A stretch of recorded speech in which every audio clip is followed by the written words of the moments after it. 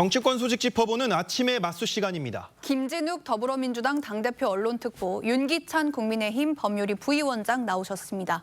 안녕하세요. 전해드린 대로 설 연휴 내내 여야는 부동산 문제를 놓고 공방을 이어가고 있는데요. 이 내용들 영상 먼저 보고 오겠습니다. 대통령은 관세 문제에 대해서는 계속 회피하고 밤에 계속 부동산 가지고 SNS만 하고 있으니까 국민들께서 얼마나 답답하시겠습니까? 저한테 불만이 있으신지 또 뭐 이렇게 뭐 올리시고 뭐 이렇게 하는데 대통령을 시정잡배, 그 말장난이다 이렇게 치부까지 하더라고요. 대통령이 1주택으로 보유하고 있는 분당의 아파트를 이거는 사실 퇴임 후 돌아갈 곳인데 계속 그거를 비판을 해요. 전혀 본질과 상관이 없는 내용인데 대통령을 끌어들여서 정쟁화시키는 것인데 이재명 대통령이 연일 SNS에 부동산 관련 메시지를 내는 거 두고 이 장동혁 대표는 관세 문제 회피하고 있다 지적을 했는데요. 관세 문제 해결이 어려우니까 부동산 이슈로 뭐 국면 전환을 하는 거 아니냐 이런 지적인 것 같은데 일리가 있다고 보셨어요? 저는 장동혁 대표님께서 저 말씀을 하신 취지를 잘 이해를 못하겠어요. 네. 지금 관세 문제를 대통령께서 회피한다라는 지적을 주시는데 이 문제가 한다고 해서 될 문제입니까? 그렇지 않습니다. 지금 이 관세 문제를 회피하고 있는 것은 오히려 국민의힘이다. 저는 이런 말씀을 드려야 될 것 같아요. 왜냐하면 지난 2월 9일 날 대미투자특별법을 처리하기 위한 특위가 국회에서 구성이 됐습니다.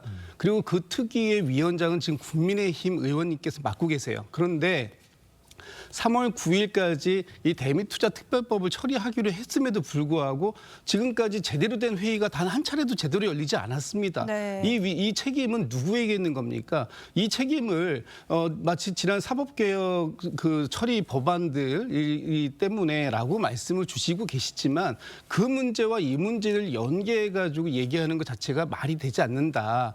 지금 중요한 거는 우리의 관세 문제를 처리하기 위해서 대미투자특별법을 빠르게 처리하는 건데 이 부분에 대해서 국민의힘이 외면하면서 마치 이 문제가 대통령이 외면하고 있다 이런 식으로 말씀 주시는 거는 상당히 본질을 호도하는 것이다라는 말씀 드리고 싶고요. 어쨌든 지금 대통령께서 이 망국적인 부동산 투기와 관련된 부분을 반드시 잡겠다. 시장의 왜곡을 잡고 시장을 안정화시키겠다는 강력한 의지를 보이는데 장동혁 대표도 같이 좀 해주시면 좋겠다 이런 생각이 듭니다. 네. 네, 민주당은 장동혁 대표가 주택 6채를 보유한 다주택자라는 점을 겨냥하고 있습니다. 왜 6채나 보유하고 있는지 경위나 처분 계획을 밝혀야 한다고 주장을 하고 있는데 뭐 이렇게 주장하는 거에 대해 좀 어떻게 생각하십니까? 뭐 경위와 처분 계획 이런 것들은 이미 다 드러나 있는 부분이고요. 실제 그렇게 따지면 그 국회의원들이 그 본인 지역구에 소유하지 않은 그리고 서울 강남에 소유가 있는 것들에 대해서 똑같은 문제 제기를 해야 된다고 보고 제가 이 부분이 이제 국회의원의 도덕적인 측면에서 문제 제기는 될 수 있어요. 그 부분은 장 대표가 국민적 평가를 받을 것이고 SNS를 통해서도 밝혔습니다. 경위에 대해서는. 근데 문제는 뭐냐면 대통령과 야당 대표의 논쟁이 이게 바람직하냐의 문제로 귀결됩니다. 그런데 대통령은 행정권을 갖고 있죠. 그리고 그 입법권도 사실상 갖고 있습니다. 그러면 본인이 세운 부동산 대책에 대해서 실행하면 될 일이에요. 자꾸만 그 SNS를 통해서 논쟁을 촉발시킬 필요가 없는 거예요. 그 야당 대표 때는 할 수 있는 일입니다. 야당 대표는 실제 권한이 없기 때문에 뭔가 제시하고 논쟁을 추구하고 해서 본인이 그 원하는 바를 끌고 가는 이게 야당 대표 때 어떤 그 태세라면 지금 대통령께서 하시는 일은 대통령은 본인이 갖고 있는 정책적 방향을 정책으로 그냥 발표하면 될 일이에요. 지난 6.27 대책처럼. 근데 지금 그렇게 하고 있지 않은 거잖아요. 왜 그렇게 하실까? 그래서 아까 관세 문제도 나온 겁니다. 관세 문제 제가 말씀드리면 25%로 상향해서 관보 개제하겠다고 미국 측이 얘기하고 있는데 우리 지금 뭐 하고 있습니까? 이게 대미투자법 특별법 통과 안 돼서 될 일은 아니잖아요. 그다음에 대미투자특별법 같은 경우에는 그 이전에 민주당은 왜 그거 통과 안 시켰어요? 그러니까 이런 식으로 책임 공부할 게 아니고 대통령은 왜 미국이 그런지에 대해서 원인을 분명히 국민께 앞에 소상히 드러내달라. 이거 안 하고 계시잖아요. 개별적으로 각 장관이나 아니면 뭐 실장 이런 분들이 개별적으로 말만 할 뿐이지. 그다음에 부동산 정책 예를 들어볼게요. 부동산 정책도 마찬가지입니다. 지금 장동혁 대표가 6채인지 4채인지 5채인지 갖고 있기 때문에 네. 그것만 문제 제기하려고 하신 건 아니잖아요. 그러면 대통령께서 다주택자에 문제가 있다 하기 이전에 6.27 대책 이런 거 하지 말으셨어야죠. 다주택자가 부동산 투기의 원인이고 집값 상승의 원인이라면 청년 층이 마지막 탈 수 있는 대출 조이지 말았어야죠. 그다음에 규제 지역 확대하지 말았어야죠. 왜 그거 하십니까? 애당초에 다주택자 저렇게 세금 문제 의논하고 SNS로 논쟁하시면 될 일이지. 그러니까 앞뒤가 안 맞는다는 말이에요. 네, 국민의힘 설명을 보면 이 장동혁 대표가 보유한 6채, 이 지역구의 한 채, 서울의 실거주 한 채, 이렇게 다 합쳐도 8억 6천만 원 상당이다. 이렇게 설명인데, 그런데 이제 이재명 대통령은 지역구에도 집이 없었고 분당 아파트만 한 채 가지고 있으면서 재건축되면은 시세 차익이 50억에 이를 거다. 이렇게 전망을 하고 있는데 이 부분은 어떻게 보셨어요? 국민의힘이 과도하게 대통령을 공격하고 있다고 봅니다. 지금 이 한 채의 가격이 얼마냐. 그래서 6채의 가격을 다 더한 것보다도 못하다. 이런 식의 단순한 비교를 통해서 도대체 국민의힘이 주장하고자 하는 바가 네. 무엇인지 잘 모르겠다라는 말씀을 드리고요. 국민의힘이 야당으로서 이재명 대통령의 부동산 정책 비판할 수 있습니다. 그런데 그 비판도 정도가 있어야 되는 거 아니냐 이런 말씀을 좀 드려야 될 것이고요. 지금 대통령께서 장동혁 대표에게 물어본 것은 다주택자에 대한 양도세 중과 유예 부분을 종료하겠다라고 지금 정부가 발표하고 난 이후에 지금 국민의힘에서 오히려 다주택자들에게 뭔가 혜택을 더 주지는 못할 망정 왜 기존에 있는 혜택을 없애느냐라는 부분에 대한 문제 제기를 하고 있기 때문에 그렇다면 지금 국민의힘이 갖고 있는 다주택자들에 대한 혜택에 대해서 지금 어떤 입장을 갖고 있느냐라는 것을 SNS를 통해서 물어보신 거예요. 네. 그 부분에 대해서 답변을 하시면 될 일인데 그 답변을 안 하시고 불효자는 웁니다라고 하시면서 SNS에 감성적인 저런 사진들을 올리시면서 글을 올리셨기 때문에 이것은 문제의 본질에 대한 답변이 아니다라는 말씀을 드리고 있는 것이지 지금 주택이 6채 나름의 또 이유가 있지 않겠습니까? 네. 그러나 그 부분에 대해서 그런 이유들을 국민들께서 충분하게 납득하실 있는지 또는 본인들의 그런 다주택을 방어하기 위해서 지금 그 이재명 정부의 어떤 이 부동산 정책에 대해서 비판을 하고 있는 것인지 이런 부분들에 대해서 좀 명확하게 입장을 좀 밝혀달라 이런 말씀 드리는 겁니다. 그 입장이라는 것이 저희가 대통령의 그 똘똘한 한 채 분당에 있는 이거를 처음부터 공격한 게 아니에요. 대통령께서 그랬잖아요. 여러 가지 말씀하시다가 비거주 똘똘한 한 채 이것도 이익이 될 것 아니다라고 압박성 발언하셨잖아요. 그러면 당신께서는 왜 이전에 국회의원 할 때 그 비거주 그 전세로 사셨잖아요. 계양구에. 그럼 분당권 왜 안 팔았느냐라고 저희가 문제 제기를 한 거예요. 거기에 대한 답변 안 하셨잖아요. 왜냐하면 분당 같은 경우에는 재건축 선도지구로 지정이 됐기 때문에 재건축 기간이 훨씬 짧아졌어요. 거기다가 거기 비행 안전구역이 해제됐단 말이에요. 그러면 48층까지 가능합니다. 그러니까 시가가 상당히 올라갈 거죠. 이 정부 들어서 된 일들이에요. 그럼 왜 그거 안 파셨냐고 저희가 문제 제기했으면 답변 주셔야 할 거 아니에요. 그러니까 저희가 대통령 그냥 왜 그 갖고 계십니까? 라고 문제 제기를 먼저 한 게 아니에요. 대통령께서 사유에 대해서 시민들한테 똘똘한 한 채 비거주 이거 문제 있다 이렇게 말씀하셨잖아요. 그럼 당신이 했던 그 문제는 어떻게 된 거냐라고 저희가 역질문을 드린 거예요. 거기에 대한 해답을 하셨어야 되는 부분이 있는 것이고 거기에 대한 답을 안 하시잖아요. 또 하나는 다주택에 대해서 국민의힘이 옹호한 게 하나도 없어요. 다주택에 대해서는 지금은 분명히 팔 수밖에 없는 여러 가지 장치가 돼 있거든요. 근데 다주택자를 만약에 저렇게 몰게 되면 다주택자가 제공했던 임대 물량은 어떻게 할 거냐라고 저희가 문제 제기를 한 거예요. 거기에 대한 대책도 세워달라고 문제 제기한 것인데 네. 마치 다주택자도 저희가 옹호하는 것처럼 이런 프레임을 짠 거 이게 왜 그러지라고 생각해 보니까 선거용 아니냐 이런 문제 제기를 저희가 하는 거예요. 네. 이재명 대통령이 설을 맞아 모두의 대통령이 되겠다는 메시지를 냈습니다. 방금도 이야기가 나왔지만 야당은 다주택자를 사회악으로 규정하고 국민 갈라치기를 하고 있다 이렇게 비판을 하고 있습니다. 모두의 대통령이라는 부분을 이제 비판을 하는 부분인데 이런 부분은 어떻게 좀 생각하십니까? 그 부분도 좀 저는 과도한 비판이다 이런 말씀 드립니다. 일단 좀 전에 지금 말씀 주셨던 부분에 대해서 짧게 먼저 말씀드리면 대통령의 분당 주택을 1주택자입니다. 대통령은. 이 부분에 대해서 지금 이런저런 말씀들을 하시는데 답변 드렸잖아요. 대통령께서 지금 이 비거주 1주택을 어떤 시세 차익을 노리고 소유하고 있는 것이 아닙니다. 대통령직을 수행하는 과정 속에서 관저 생활을 할 수밖에 없는 상황 속에서 그 집을 지금 비거주할 수밖에 없는 상황이에요. 퇴임하시고 난 다음에 돌아갈 사줘라 이렇게 말씀을 드렸어요. 그럼에도 불구하고 이 부분에 대해서 지속적인 공격을 하는 건 온당치 않다 이런 말씀 드리고 지금 이 대통령께서 부동산 문제를 거론하는 걸 가지고 선거용이다 이런 말씀드리고 오히려 또 지금 이것을 국민을 갈아치기 하면서 선거에 이익을 보려고 한다라고 하는데 일반적으로 저희가 이런 그 전국 단위의 큰 선거가 있을 때는 부동산 문제 같이 민감한 부분은 건들지 않는 것이 통례였습니다. 그럼에도 불구하고 대통령께서 지금 이 문제를 이렇게 연일 문제 제기를 한다라는 것은 이재명 정부의 부동산 정책에 대해서 분명하게 확실한 입장을 내놓고 계시는 거예요. 이 부분마저도 대통령께서 이 국민들을 갈라치기 하고 있다. 가진 자와 가지지 않은 자를 이분법적으로 구분하고 있다. 이렇게 공격하는 것 바람직하지 않고요. 지금 야당도 건전한 대안을 제시함으로써 이 망국적인 부동산병을 어떻게 치유할 것인가 하는 부분에 힘을 좀 모아주셔야 할 때다 이런 말씀 좀 드리고 싶습니다.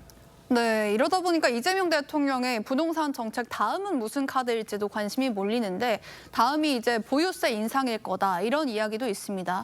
아무래도 세금 인상에 다들 거부감이 있다 보니까 지방선거 때까지는 이 보유세 인상에 대한 분위기만 내다가 결국에 이 인상 카드는 지방선거 이후에 꺼내들 것이다 이런 얘기가 있던데 어떻게 전망하세요? 저도 그렇게 생각합니다. 지금 부동산 집값이 오른 거에 더해서 정부가 했던 6.27 대책 플러스 11.5 대책인가요?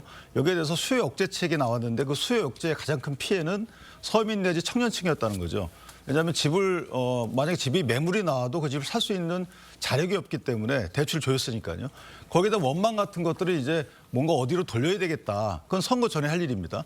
특히나 서울시장 선거는 그런 부동산 실패에 따른 민심 위반이 크기 때문에 따라 선거 전에는 그런 식으로 가고 선거 이후에는 증세로 갈 것이다. 왜냐하면 똘똘한 한 채에 대한 과세 이런 뉘앙스 같은 말씀을 하셨기 때문에 비거주란 단어 붙이셨지만 결국 과세, 보유세 인상이 되겠죠. 과세 증세로 갈 것이고 이 증세는 부동산 정책이 아니고 경제 정책이거든요. 대통령의 기본소득 등의 어떤 재원 마련을 위해서 증세로 갈 것이다라는 것은 제가 누누이 어떤 위험성을 경고를 했어요. 그런 빌드업이다라고 저희가 생각을 하는 부분이고 대변인 말씀처럼 저희가 대안을 제시하지 않은 게 아니에요. 부동산 정책에 있어서는 도심의 80%를 재건축이 공급 물량을 여태까지 부담했습니다.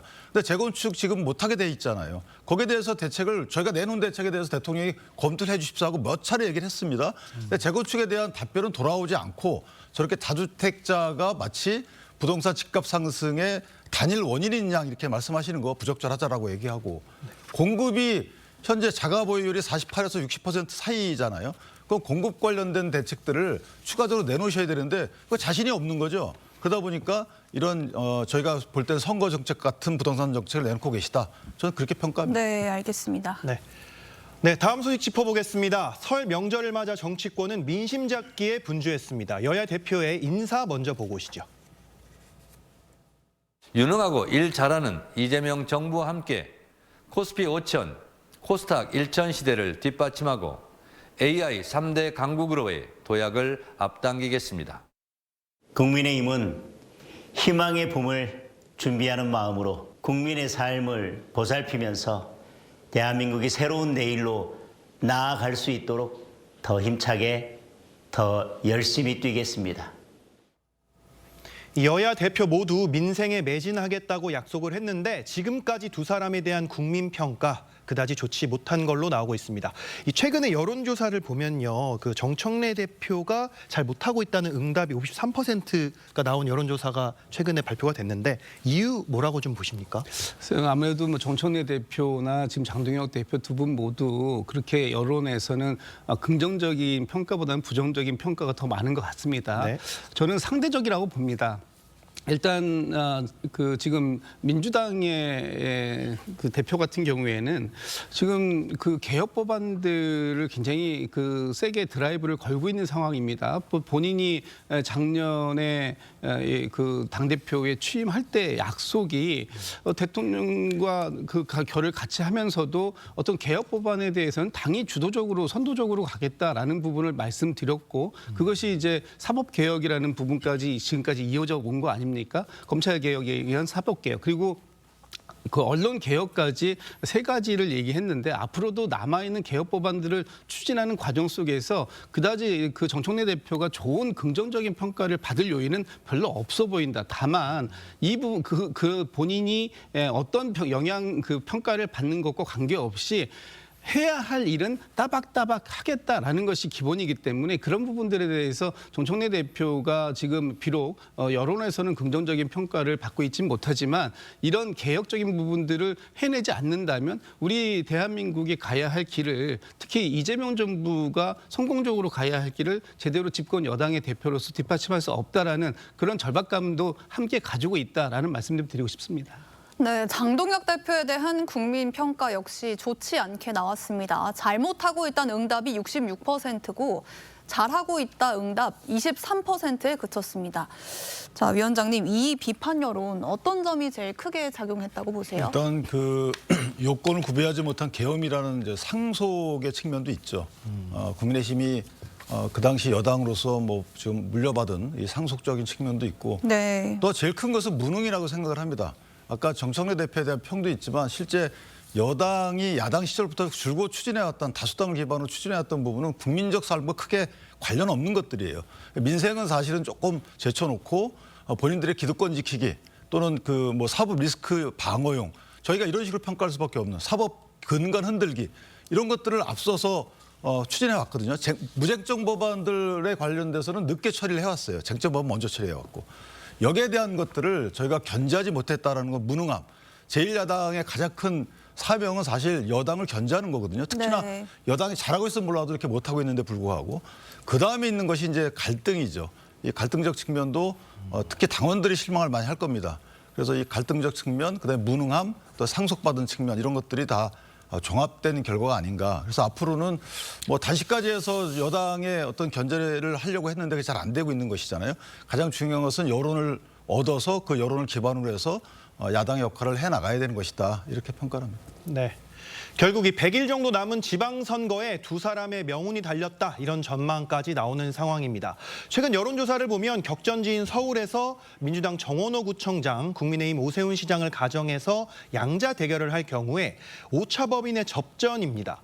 다만 지지 후보가 없음도 24%에 달하는데 이 부분을 좀 어떻게 보십니까, 특보님께서는? 일단 뭐 지지 후보가 아직까지 정해지지 않았다라는 것은 양당의 후보가 확정되지 않았기 때문에 저 비율은 좀 높게 나올 수밖에 없는 건데 네. 저거는 이제 양당의 지지 그 후보들이 확정되는 과정 속에서 차츰 줄어들게 될 것이라고 보여지고요. 이 여론조사가 의미하는 가장 중요한 건 4선의 현직 시장인 오세훈 시장과 지금 3선의 성동구청장을 역임하신 정원호 구청장이 박빙의 승부를 펼치고 있다는 것입니다. 이 얘기는 지금 국민의힘이 제대로 오세훈 시장의 어떤 그 인지도, 현직을 뒷받침하지 못하고 있다라는 측면들이 강하게 보이는 것이고 이런 부분들이 이번 이제 100일 정도 남은 지방선거까지 계속해서 이어진다면 오세훈 시장의 위기감은 상당히 더 상대적으로 커질 수밖에 없는 상황에 있다는 것이고요. 정원호 구청장 같은 경우에는 뭐 지금 국민의힘에서는 대통령의 픽이기 때문에 일시적으로 지지세가 좀 올라간 거다라고 이제 좀 뭐 비판적으로 말씀을 주시는 부분도 있습니다만 네. 저는 그렇게 생각되지가 않아요. 오히려 3선의 그 현역 구청장을 역임하면서 나름의 성과를 충분히 어필할 수 있는 그런 부분들을 대통령께서 뭐 단초는 제공했을지 몰라도 본인 스스로 그런 부분들에 대한 그 입증을 해내고 있다는 측면이 있고 지금 이 SBS의 여론조사는 상당히 박빙의 승부로 이제 되고 있는데 다른 여러 가지의 조사들을 보면 정원호 총장의 경쟁력도 상당히 보여지고 있다. 저희 민주당에서 지금 정원호 총장뿐만 아니라 여러 명의 현역 의원들께서 지금 출마를 선언하고 같이 경선 과정에 이제 돌입하게 되실 텐데 보다 더 경쟁력 있는 후보가 만들어진다면 이번 6.3 지방선거에서 서울시장에 대해서 민주당이 상당히 승기를 잡을 수 있는 가능성 크게 열릴 수 있다라고 보고 있습니다. 네, 민주당에서는 정원호 구청장을 포함해서 서울시장 후보 벌써 6파전입니다. 그런데 국민의힘에서는 오세훈 시장을 포함해서 아직까지 공식 출마 선언을 한 인사가 없는데요. 이 이유는 뭐라고 보십니까? 그러니까 현역 시장이 국민의 힘이기 때문에 그렇죠. 현역 시장이 있는 상황이라면 도전자들이 도전을 선언하는 것이 만만치는 않아요. 네. 또 하나는 지금 뭐 여론조사에는 엎치락뒤치락 하고 있지만 실제 다른 그 민주당 국회의원들 같은 경우에는 아예 적수가 되지 않는 상황으로 지금 인식되고 있는 거잖아요. 민주당 내에서는. 그렇다면 정원호 구청장이 실제 적수가 될 것인지에 대해서는 이게 언더독 효과를 미리 보고 있다. 저 그렇게 보고 네. 또 하나는 정책 대결이나 정책적 측면 행정가를 뽑는 거기 때문에 국민들은 이제 행정가의 점수를 더 주고 있는 것 같습니다. 그렇다면 행정가적 업적과 앞으로의 기대 이런 측면에서 보면 부동산의 약점을 갖고 있는 민주당 후보의 이런 리스크를 정원호 구청장이 안고 뛰어야 된다는 거. 아직까지는 민주당의 리스크를 정원호 구청장이 안고 있질 않아요. 참실함과 행정가로서의 어떤 면모 이런 거 차별성 이런 것들만 지금 반영이 돼 있는데 앞으로 민주당 후보가 되는 순간 그간의 박원순 시장 때부터 있었던 부동산 리스크가 정원호 구청장의 마이너스 요인 될 가능성이 크다. 저는 재밌는 게임이 될 것 같다 이렇게 생각합니다. 네, 역시 최대 승부처 중 하나로 꼽히는 경기도에서도 국민의힘이 인물난을 겪고 있는 상황입니다. 이 중도 확장성으로 거론이 되던 유승민 전 의원도 불출마하겠다고 했는데 그러면 누가 좀 나설 수 있을까요? 뭐 사실은 개인적으로 유승민 전 의원께서 좀 노력해 줬으면 어땠을까라는 생각을 하고 있는데 네. 아직까지는 구체적으로 그 후보의 면면이 드러나고 있지 않은 상황이라 좀 더 지켜보시면 유승민 전 의원도 완전히 드랍한 거라고 저는 생각하지 않습니다. 네. 어떤 지도부의 기조 변화를 촉구하는 이런 발언일 수도 있고 하기 때문에 조금 지켜보시면 어쨌든 대진표는 그렇게 그 완사이드한 대진표가 되지는 않을 것이다 이렇게 저는 기대하고 있습니다. 네. 이 여야 1대1 구도로 치러질 경우를 가정한 여론조사 결과를 보면 범여권 후보가 49% 그리고 범야권 후보가 26%로 오차범위 밖 격차가 나고 있습니다. 대표님, 이러면 사실 민주당 당내 경선이 굉장히 치열해질 것 같거든요. 좀 어떻게 전망을 하십니까? 그렇습니다. 지금 뭐 국민의힘에서 방금 전에 말씀 주셨던 유승민 전 의원 같은 경우에 불출마하겠다라고 이제 의지를 밝히신 바가 있기 때문에 사실 국민의힘의 그 어떤 조사 대상이 될 만한 후보군이 없기 때문에 지금 이렇게 범여권, 범야권 후보에 대한 지지로 이렇게 조사된 게 아니겠습니까? 그렇다면 지금 민주당의 후보들만 가지고도 충분히 승산이 있다라고 보여지는데 민주당에서 지금 이 경기도 같은 경우에도 한 5분 정도가 경합에 지금 뛰어드신 걸로 알고 있습니다. 네. 현직의 김동연 지사하고 추미애 의원, 뭐 김병주 의원, 뭐 또 그 한준호 의원, 뭐 이런 등등의 분들이 지금 활동을 하고 계시는데 이분들이 각기 다 장점들이 있으신 분들이에요. 그렇기 때문에 이분들 사이에서 보다 경쟁력 있고 그리고 앞으로 경기도가 더 발전될 가능성을 크게 제시하는 그런 분들의 그 분들로 후보들을 잘 선출해낼 것이다라고 보여지고요. 서울에뿐만 아니라 경기도는 저희가 이제 수성하는 입장이기 때문에 네. 잘 지켜낼 수 있도록 더 좋은 후보들을 만드는 데 노력하겠다 이런 말씀드립니다.